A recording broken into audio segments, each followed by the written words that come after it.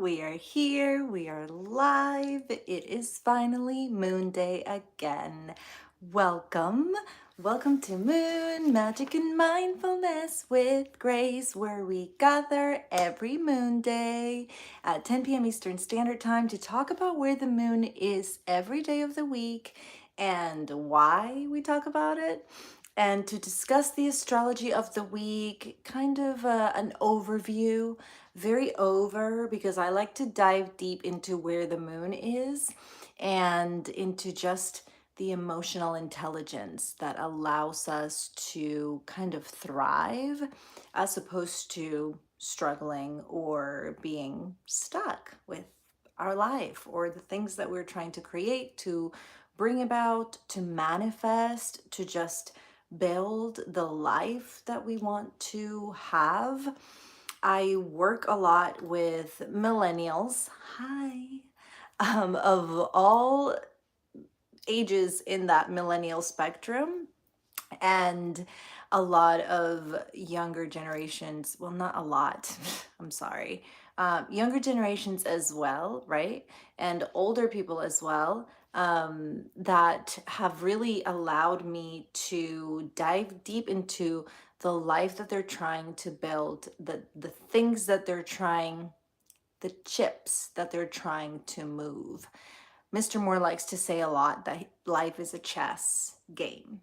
And so sometimes we can only figure out one move ahead because we're consumed with, the comings and goings. And other times, strategy serves a very particular purpose in allowing us to think ahead and to strategize a few steps ahead, a few chess moves ahead, if you will. I hope that made sense. And so let's do this. I am the author of Moon Magic and Mindfulness with Grace 2024 Manifestation Agenda / Journal. Welcome. Good evening.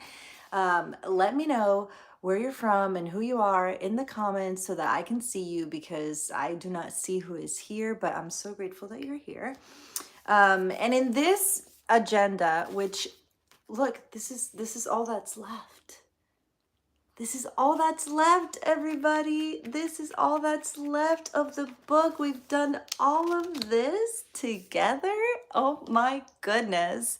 And so, good evening. Welcome, welcome. Warmest regards from the Blue Ridge Parkway in USA. So, in this book, you are welcome to strategize your week, to figure out where, not just the planets, but the moon specifically, where the moon is and how to best plan your week ahead.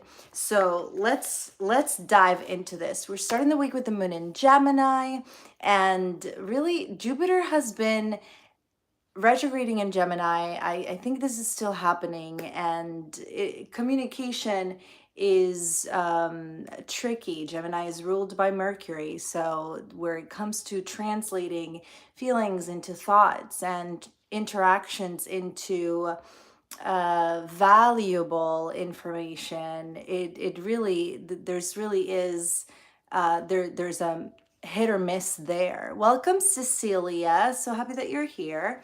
So the moon in Gemini is ushering this week, and today's the last day of that Libra season that has allowed us to kind of ponder balance or harmony or the comings and goings. Again, there's that phrase again of life in general, all in preparation to Scorpio season starting tomorrow. And I know that because of our move, we missed all of Virgo season. We never got to discuss any of the particulars of Virgo season in September.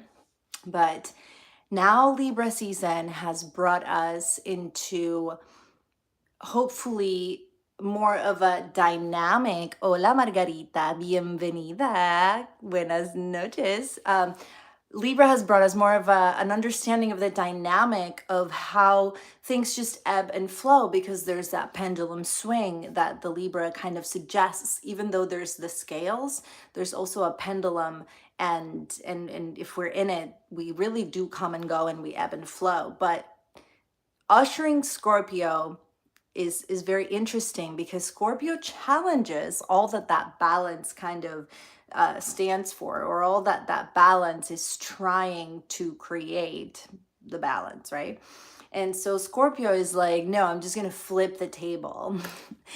Scorpio really wants to stir the pot. Scorpio definitely wants to dig deep, and it's because of that fixed water energy. So water, where I say fixed water, it's because it's a water sign, right? But it's fixed, whereas there's other that are mutable or cardinal signs, right? And so Scorpio is fixed water, which means it is not just emotional, which is the water.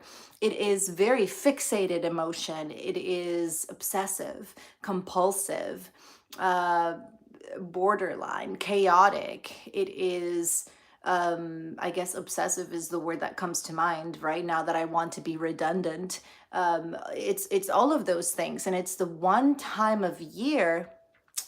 Let me rephrase that, because the new moon always calls for shadow work, but where the waxing moon is calling for shadow work, right? After the dark moon, the new moon, when there's light being shed on the moon and it's waxing, that's a great time for shadow work. And we've talked about it many times. And so the book with the journaling and with the affirmations, there's kind of a call to doing that shadow work as well. So you're invited to work with your shadow. And I can't explain or go deeper into that if you want me to, all year long. But Scorpio season is the one season a year out of the 4 or 12, if you want to divide it in zodiac seasons, out of the 4 seasons, fall and winter are the seasons that are really inviting us to dig deep, to move in deeper, and to figure out what is about ourselves that we are still uncomfortable with, regretful about, unsure of, doubtful of, hiding, not naming, living in the closet with, all these things that are kind of on the other side of the moon, if you want to use it as a phrase, right? What's on the other side, right? Where's that? What does that shadow entail? And Scorpio season is pretty much all of the above, all of the things I have brought up. And since we've been doing Moon Magic and Mindfulness with Grace live on YouTube every week for the past 2.5 years, we have discussed that Scorpio season is one of the hardest. Scorpio season for me, 2023, I want to say, was one of the hardest I've ever had. I attributed to all of the actual coaching work I was doing with highly sensitive empaths and a lot of psychically attuned people that are amazing and super creative and fun, but it wore me out, it burned me out, because there's that energy drainage that just happens, right? And so when the season came for me to dig deep and for me to figure out what about my shadow and what's there, one of the things that I realized was that I was too tired from service, right? I was too tired from the work. When you give, right? And then at home, you're giving as well, for example, right? And so I was too tired to really dig deep and do the work with myself. And that's when I started to realize that I really needed and wanted something really solid for me to figure some things out and to continue the conversation, because it always helps to talk about our problems, right? Or to not necessarily rationalize them, but definitely to just share, to find that empathy. So all of that to say, dun dun dun, Scorpio season begins tomorrow.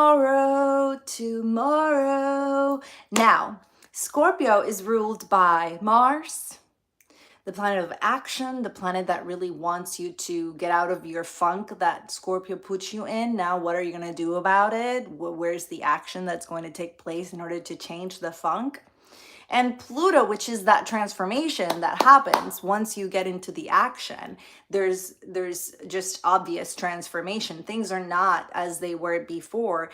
Even just something as simple as you getting up from the chair, things are already not as they were before you were sitting, now you're standing. Get it?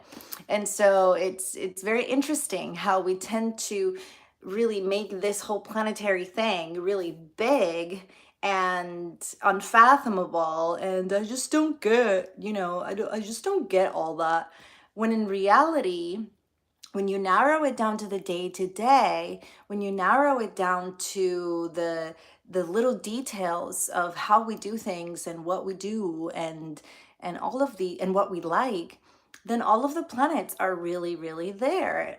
Right now, Venus in Sagittarius is going to kind of, I feel and I hope, it's all through this week. Let's not talk about next week's astrology because I'm all confused because I'm writing next year's book. But so let's take it one week at a time. But this week, Venus is in Sagittarius. Now, Sagittarius is the season that comes after Scorpio season, right? Next in December is when we have that Sagittarius. And Sagittarius is fire. And as we know, Sagittarius is that archer that wants to get the goal. Why? Because Scorpio season has already figured out what the funk behind that goal is. And so going into Sagittarius, now hopefully we have figured out why we want to do what we're doing and how to go about it. And then it's winter, so we'll talk about that then. But Pluto is hopefully going to help us innovate or just do.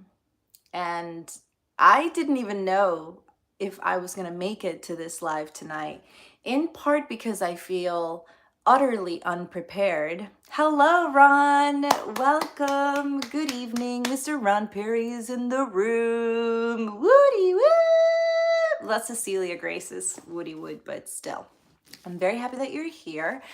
I'm babbling about Pluto and how hopefully we don't get in a funk. And if we do get in a funk in the coming weeks, we hopefully get out of it and just continue working towards the goal.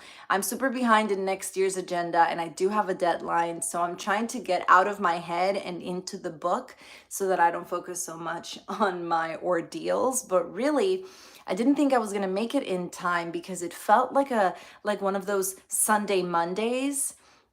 We spent a lot of time exploring this area, the mountains, this weekend, and time away from my house during the weekend means that I kind of start Monday and I feel unprepared. I still had laundry that needed to be folded and put away. I still needed to clean the kitchen this morning when we got up, and it felt like, is today really Monday? Whereas other Mondays, the first thing that I have on the agenda is, oh, I can sit down and write on the book and I can journal and I can have my coffee. Today I didn't get to journal until like 5 p.m.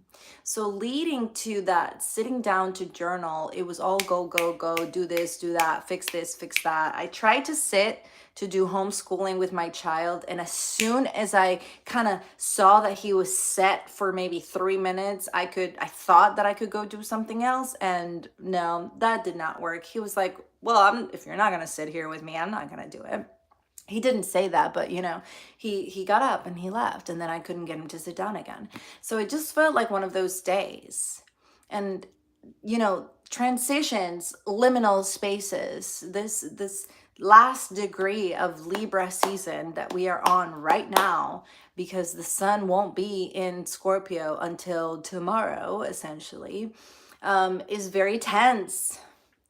When any planet is on the last degrees of any zodiac sign, when I say degrees, think of these lines, these hyphens or jagged lines, I don't know what you call them, dotted lines maybe, that are around this rim or this ring of the zodiac, right?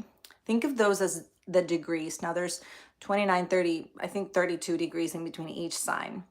And it moves one degree at a time. Think of it as a percentage, but don't confuse the two because there's not 100 of them. Anyway, the last degrees between each planet, so at the end of each zodiac sign, my apologies, right before it goes into a new sign, right here is Libra, and Libra is on the last degree going into Scorpio. These last degrees and the last degrees of Scorpio and the last degrees of Sagittarius and the last degrees of Capricorn, they're very tense. They're very moody and feisty because it's almost like, listen, I'm not an astrologer and I'm telling you this as I see it and as I feel it and with like 20 years of just experience, right? It's almost like the zodiac says, oh, wait, we were dilly-dallying this whole time. Right at the end, I'm just gonna throw you all the work that needs to be done.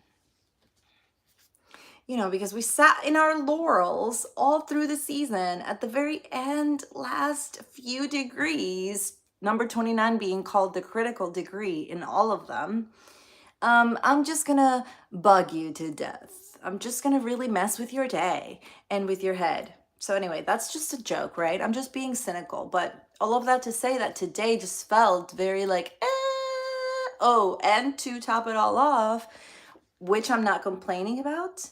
It was actually very lovely. We had a great time, and I literally said as soon as we got home, when are we doing this again? But it was a disruption to our day. Mr. Moore came upstairs at like 1 p.m. and said, I have a break from work. Would you like to go on the parkway to look at the mountains? And I'm like, I looked around at all the things I had to do. Which, if I'm not working on the house, then it's my son is there, right in my face. And so I said, let's go for a drive. Let's go up the mountain.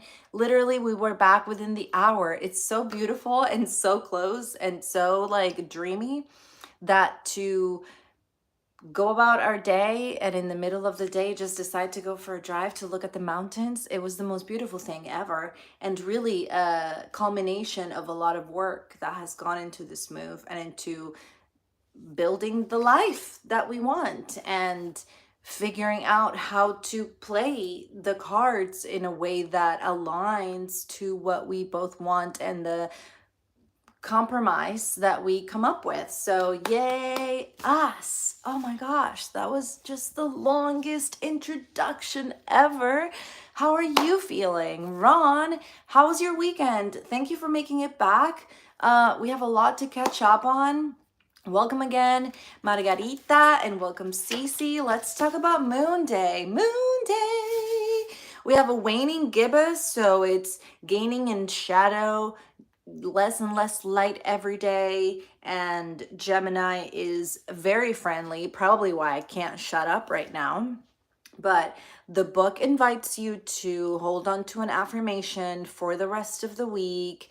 So let's take a look at that. I honor the balance. Here's that last day of Libra. I honor the balance found in the past, leveraging the curiosity and communicative spirit of this week to review, release, and refine my thoughts, paving the way for an enlightened new chapter ahead. And it's not even a new moon because the new moon is not until, I'll tell you, the new moon is not until the week of the 28th, and it's Friday, November 1st. So it's not this Friday, it's the next one. Thursday of next week is Halloween.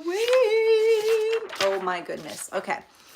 That was lovely. The affirmation, I mean, because I keep thinking, how exactly do I bring Libra season into Scorpio to kind of avoid, last year's Scorpio season was way better than the one before, but to kind of avoid the seasonal blues or, that the winter depression or seasonal depression, I guess, that a lot of people struggle with. It's going to be my first winter in Virginia, my first winter in this, amazing body of mountains that will probably, I'm certain of 100%, look very different in just a few weeks. And I do come from Puerto Rico where there's mountains, but the mountains in Puerto Rico are always beautifully green.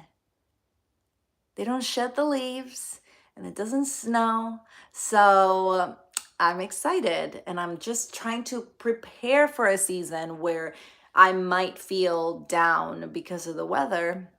So I honor the balance found in the past, leveraging the curiosity and communicative spirit of this week to review, release, and refine my thoughts, paving the way for an enlightened new chapter ahead. I mean, some of these affirmations, it's not that I can't believe that I wrote them, is that I love how they always hit me right where I need them. Because another thing that comes up with me sometimes with my own shadow, so let's talk about that, with the things that I struggle with, is my writing and how my writing may be perceived, or how I censor my writing based on who's reading it, which really is the biggest disservice that any writer can do for themselves, is to censor their writing based on this supposed reader who may never read your stuff, or who may not get it or understand it, or who may not even know that it's about them, right? So, or who may not even care or be curious enough to dive in. So censoring my writing is on the daily, right? And so it's interesting to look at these seasons and think, well, that's part of my shadow, because it's not necessarily shame, and that's why I'm censoring. But what is it, right? Is it respect? Is it fear? Is it just that I don't know what it is yet, right? And how do I deal with that? So there's a lot going on. Let's not get into actual insecurities about motherhood, or running my home, or being a wife, or being a friend. Like, there's just a lot on each of our shadows, right? For each of us to deal with. So here's the Scorpio season starting tomorrow. Oh my goodness. Let's look at our trusty AstroSeek. Oh, I couldn't even say that. Astroseek.com, where we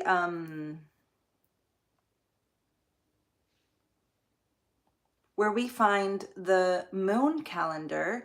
This is not mine. This is available for all, and it's free. It's astro-seek.com, and here we are with a moon in Gemini, and right here's Gemini. And so after tomorrow, let's see, Tuesday and Wednesday, it's going to be in Cancer. So, starting Libra season with a moon in Cancer, let's just put it this way. That could be a foreshadow. I was going to say, if you feel this, then, but I don't want to be prophetic like that, because it may not be at all, and it's not a prophecy. But it just, a moon in Cancer can be very emotional. It can be very in your feelings, in your in your funk. And so starting Scorpio season with a moon in Cancer, all in your feelings, if that doesn't paint a picture for how, Scorpio season might be moving forward, then I don't know. You let me know how you feel. Tuesday and Wednesday with the moon in Cancer, and then it goes into Leo Thursday and Friday and Saturday, and we end Saturday with the moon in Virgo, and Sunday Virgo too. Cecilia wants to know about my top. Well, special thanks to my mother, who gifted me this gorgeous top. Because she hates me? No, I'm kidding. Sorry. It's very soft and very cute, and it makes me think about ice cream every single time. And thank you, Cecilia, for bringing it up. Special thanks to my mother. Tuesday and Wednesday, moon in Cancer. That's right. So I'm very curious as to how we will embark on our midweek journey, because if you're all in your feelings with that moon in Cancer, then hopefully the rest of your season is not like so. Thank you, Cecilia. Very fallsy, very ice creamy colors. Yes. I just wanted to bring the fall inside. So yeah, we end the week with the moon in Virgo, and actually, see, next week there's that moon in Virgo. So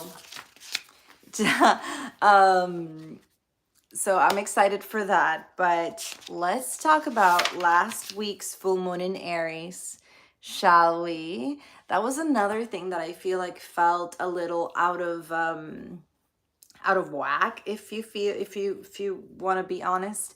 Aries is that igniter. It is that fire sign that likes to start things, not necessarily finish them. It's that starter. And I felt it. I felt it in my child. Everything we started, we never finished it, all the activities or whatever. And a lot of screaming, very common for all the full moons that I live with my child. And a lot of, I don't want to do that. I don't want to do that because you're asking. I want to do what I want to do. Me, which is that Aries moon. So how is that for you? In the book, I haven't even finished my journaling, but in the book, you're invited to answer the journaling questions on the side and to paint over it, which I want to be very clear about next year's agenda. I will write a note about how if you don't want to paint on the book, you don't have to. I've noticed with the Amazon choice of paper, which is not the nicest, that if you paint over what you wrote, it might show up on the next page, and that's just not that cute, really. And it's also not that helpful, because I'm not saying that you should paint it to hide what you're writing, but if you are painting to hide what you're writing, then the last thing you want is for it to be transferred on the back of the paper to the other page so that anybody can read it. So I am going to continue painting on the journal, even though it bleeds to the back of the page. I am going to write that you can paint, and we're going to keep calling it, journaling and painting with me. But I do want to make it clear that you can buy the book and not paint on it ever. You can just journal on it. So you're good. All right. Let's talk about these questions so that if you haven't been here before, you can check these out. Get your paper, get your journal. Let's do this. How has the recent pursuit of personal goals brought out your inner courage and assertiveness? Reflect on moments that demonstrated your resilience and boldness. I mean, I didn't journal this because, like I said, I haven't finished, but the one thing that was kind of scary about our move, which is the biggest personal goal that our family has gone through in the last, I would probably say, forever. We've been together 8 years now. The biggest change and the biggest move has been this one, right? From one state to the next, with 2 dogs and a special needs child. And so that was a personal goal that we were both working on together, but it's still very personal. What do I leave behind? What do I bring with me? There's just a lot. What can I do there? What is there for me?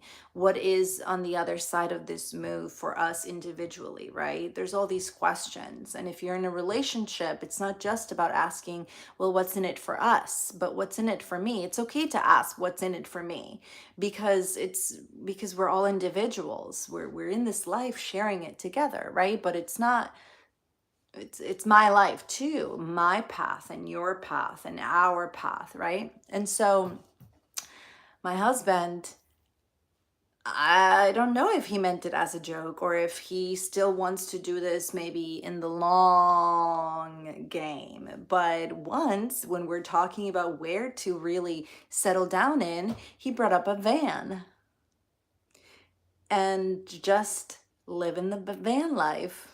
I can't even say it. Live in the van life, and going places and visiting all these landmarks and just never having a home.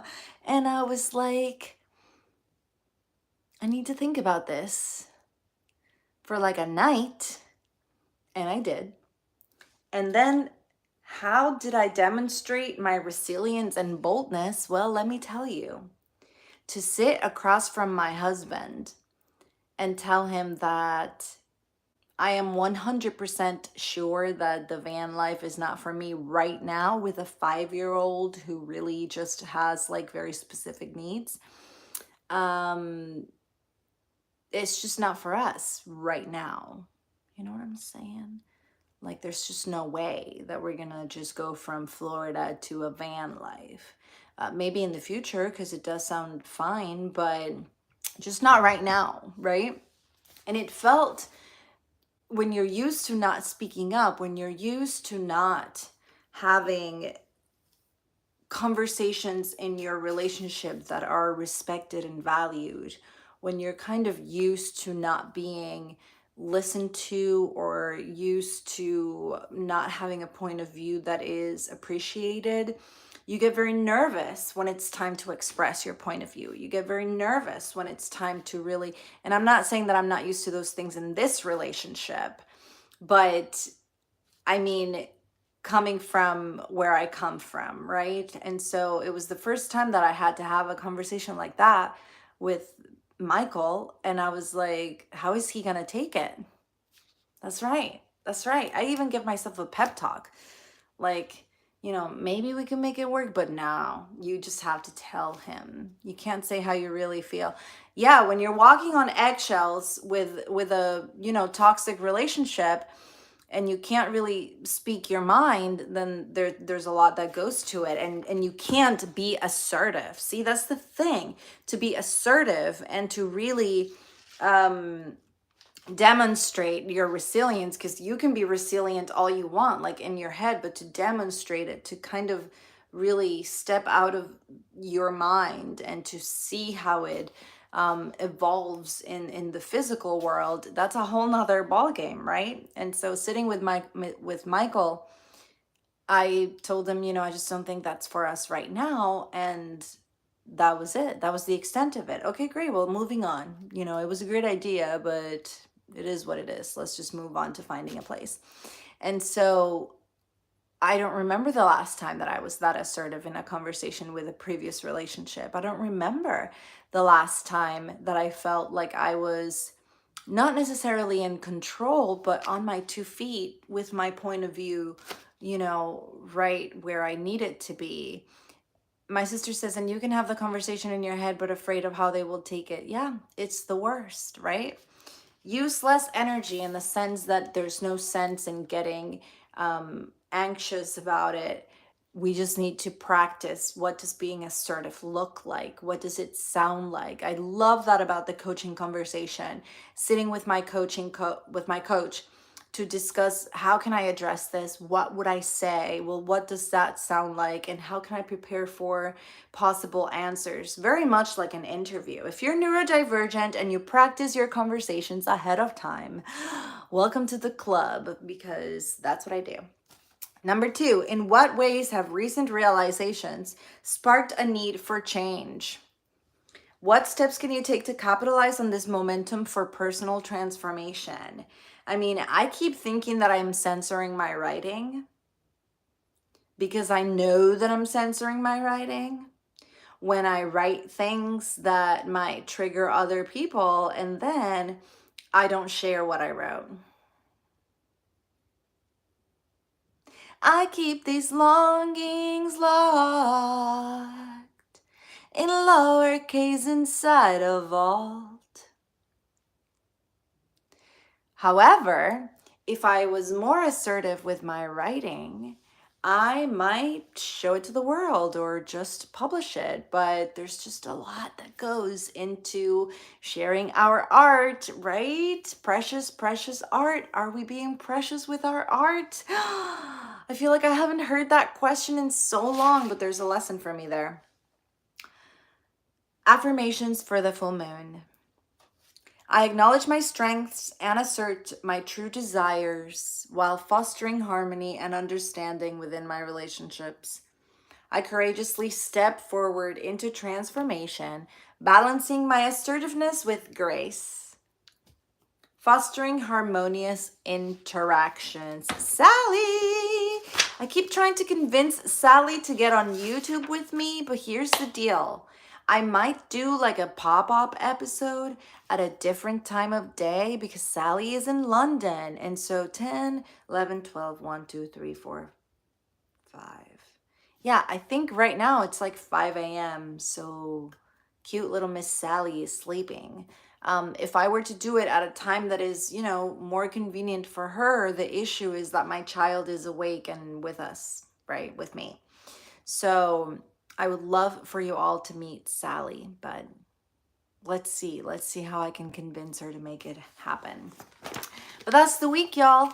That is the week. To recap, we are beginning the week with the moon in Gemini, going into Cancer to usher in the scariest. I mean, it is Halloween during Scorpio season, so maybe we do call Scorpio season the scariest of them all. Cancer moon to usher in Scorpio season happening tomorrow. The moon will be in Scorpio. And ending the week with the weekend in the moon in Leo, and by Sunday or Saturday night, the moon should be in Virgo.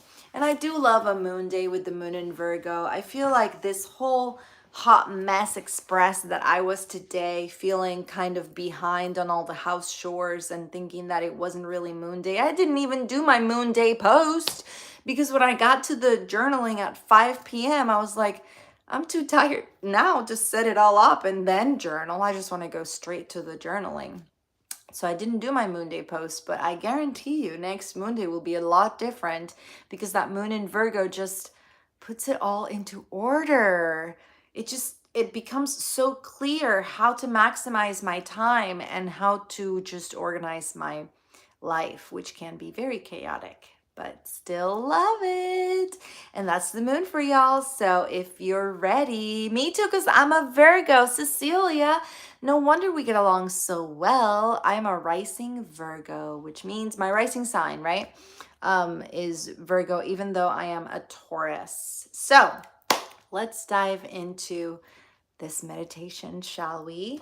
Music for this meditation is brought to you by Brain FM, and let me tell you, that's another thing. I keep thinking about making content for you to see how Brain FM works, and I just don't get around to it because I'm still unpacking. I'm still dealing with the mess of moving, and I'm really hopeful that at least by the spring we are done, because then it will feel like we're here and we can actually live our day, not complaining, so blessed to have a home and so beyond blessed to have this life. But it takes away from doing other things that I really want to do, like invite you to check out the free trial of Brain FM and the link in the description. Because let me tell you, I could not write my book without the focus setting right here on Brain FM. Focus, relax, sleep, and meditate. I mean, what more do you need? And now that they have, I guess, introduced or kind of really set their infinite play, you can just meditate forever and it just doesn't stop. Oh, I love it so much. So, Brain FM, check it out. Music for your brain. It is so good. Here's some chimes and bowls. Let's get to that meditation. Let's relax and settle into that good night. And just follow my lead as I guide you through some breath work and some affirmations.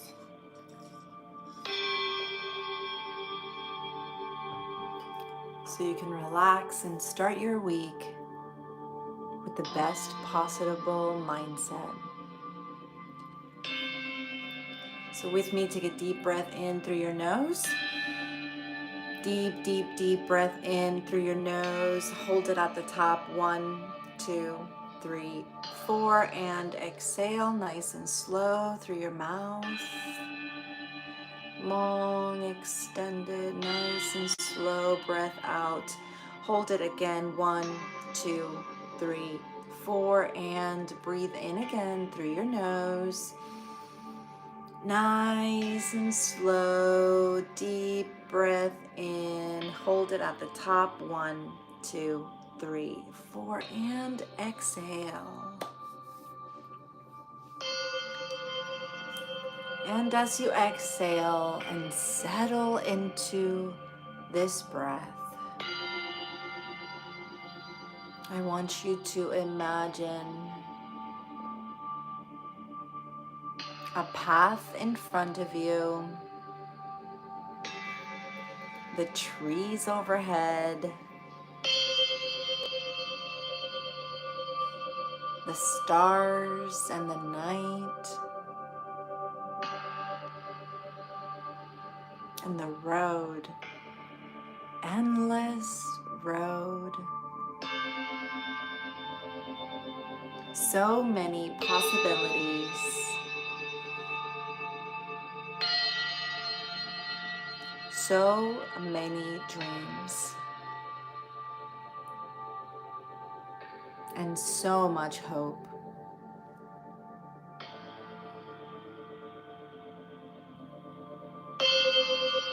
And because it's night, the rearview mirror shows nothing. You can't see, but you've gone through it. And every step ahead is filled with gladness and joy and curiosity. With me, take a deep breath in through your nose. Nice and slow, deep breath in. Hold it at the top. 1, 2, 3, 4, and exhale nice and slow through your nose, through your mouth. Long exhale. Hold it again. 1, 2, 3, 4, and inhale once more through your nose. Nice and slow. Fill your lungs all the way. Hold it. 1, 2, 3, 4, and exhale nice and slow. And from the book, remember these affirmations.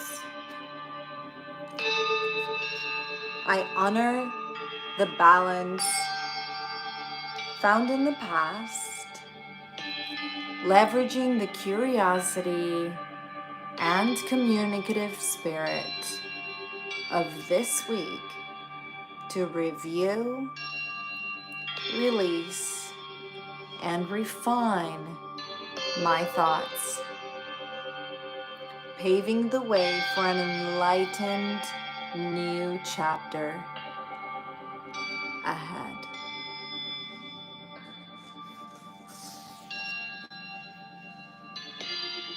I am so loved. I am safe. I am grounded.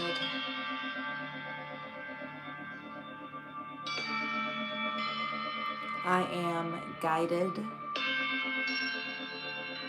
I am protected. With me, take a deep breath in through your nose. Nice, long, deep breath in through your nose. Hold it at the top. 1, 2, 3, 4, and exhale through your mouth. Nice and long exhale. Slow exhale till you have no air. Hold it again. 1, 2, 3, 4, and inhale once again through your nose. Deep inhale, hold it at the top. 1, 2, 3, 4, and exhale. And settle down into that exhale and feel as your body settles into your breath. And slowly wiggle your toes and open your eyes. And come back to me.